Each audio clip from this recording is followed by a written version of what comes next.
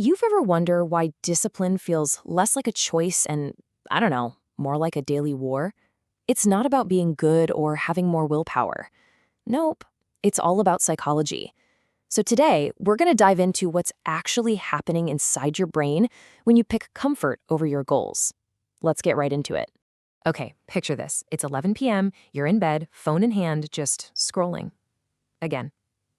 You totally promised yourself today was going to be different, right? That you'd be this focused, productive, I don't know, monk. And yet, here we are, making that same old promise. Tomorrow. Tomorrow will be the day.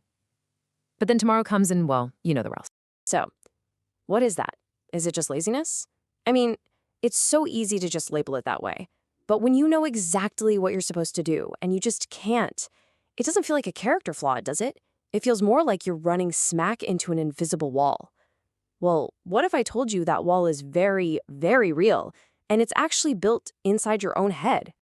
Right, so this wall, we call it the discipline trap. And it's basically created by two fascinating and, let's be honest, kind of frustrating quirks of our own psychology. So let's start with the first one, because it is a bit of a mind bender. Okay, so get this. Here's the absolute core of the problem. Your brain thinks your future self, the one you're working so hard for, the one who's going to benefit from all this sacrifice, your brain thinks that person is a complete and total stranger. And this isn't just some theory. It's backed by science. There's this neuroscientist, Hal Hershfield, who did this fascinating work. He literally scanned people's brains. And what he found was that when you think about your future self, your brain lights up in the exact same way as when you think about a stranger. Seriously, it's nearly identical. So what does that mean? It means when you sacrifice comfort right now for some future reward, your brain processes it like you're giving away something valuable to someone you don't even know.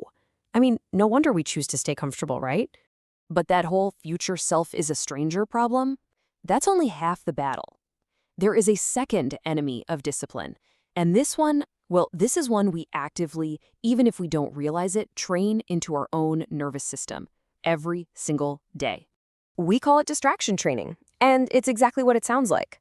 It's the process of lowering your brain's tolerance for actual effort by constantly seeking out these tiny, instant distractions. You're basically rewiring your brain to want a quick hit of stimulation instead of the sustained focus you need for real work. And here's how we do it. I mean, think about your own day. You're in the middle of a task and you check your phone. You're writing an email and you start switching between tabs. A notification pops up and you check it instantly. Every time you do that, you're not just distracting yourself for a second. No, you are literally teaching your brain that effort is bad and distraction is the reward. You're lowering your tolerance for anything that isn't instantly gratifying. So here's the result, right? You've got a brain that doesn't really care about the future you, and on top of that, a nervous system that starts to panic the second things feel even a little bit hard. I mean, when you put those two together, it is no wonder discipline feels impossible. But here's the good news. It's not. So let's talk about how to fix this. The fix here doesn't start with hours of grueling work. It starts by winning the single most important battle there is, the first 30 seconds right before you start. Okay, strategy number 1. This is all about bypassing that little voice in your head that tries to talk you out of even starting. See, the hardest part isn't actually doing the work. The hardest part is what happens in this little negotiation window right before you start. You know what I'm talking about. It's when your brain goes, how are we feeling about this? Kind of tired, right? Wouldn't it be better to just watch one more video? And 9 times out of 10, in that negotiation, comfort wins. So the secret? You have to slam that negotiation window shut. The rule is simple. Action before emotion. The second it's time to start, do not ask yourself how you feel. Your feelings will lie to you. Instead, just start the very first physical movement. That's it. Open the laptop, put on your running shoes, heck, just stand up. The instant your body is in motion, that mental resistance, it can drop by half. It's such a simple brain hack, but wow, it is powerful. Okay, great. So you've gotten started, but now what? How do you actually stay focused once you're in it? Well, this is where we have to actively start reversing all that distraction training we talked about. So, strategy number 2, think of this as mental resistance training. And I'm going to be honest with you, this one is not easy, especially at first. The practice itself is super simple. You just sit in silence for 20 minutes a day. No phone, no music, no stimulation. Just you. And look, the first few times you do this, it is probably going to feel like actual torture. Your nervous system is going to scream for something to do. But by pushing through that discomfort, you are literally retraining your brain to tolerate effort again. You're building up your capacity for focus, and that makes everything else you have to do that day feel so much easier. All right, our third and final technique. This one is all about the art of the comeback, and it's a huge mindset shift. It's about totally redefining what consistency even means and, learning to be okay with not being perfect.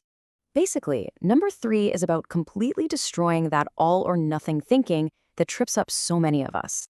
Think about it. We are obsessed with streaks. I've gone to the gym 30 days in a row. Sounds great, but streaks are so fragile.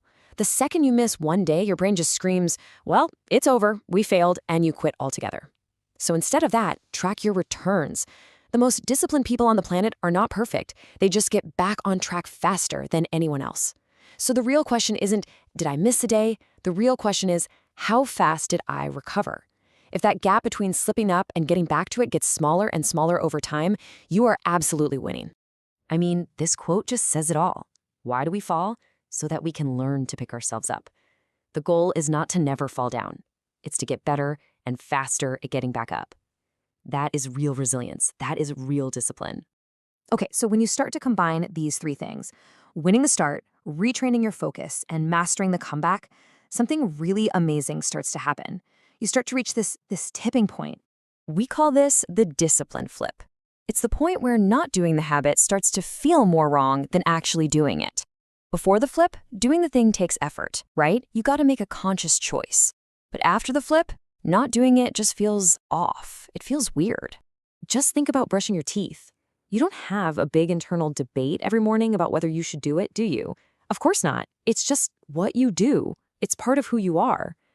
When a habit gets to that level, it becomes part of your identity, and your brain actually starts to protect it. That whole internal negotiation we talked about, it just stops. So that really leaves us with just one final question for you. Think about your goals, your ambitions, everything you want for your life. What is that one single habit that if you could just get it past that flip point would completely change your identity? Whatever that is, that's where you start.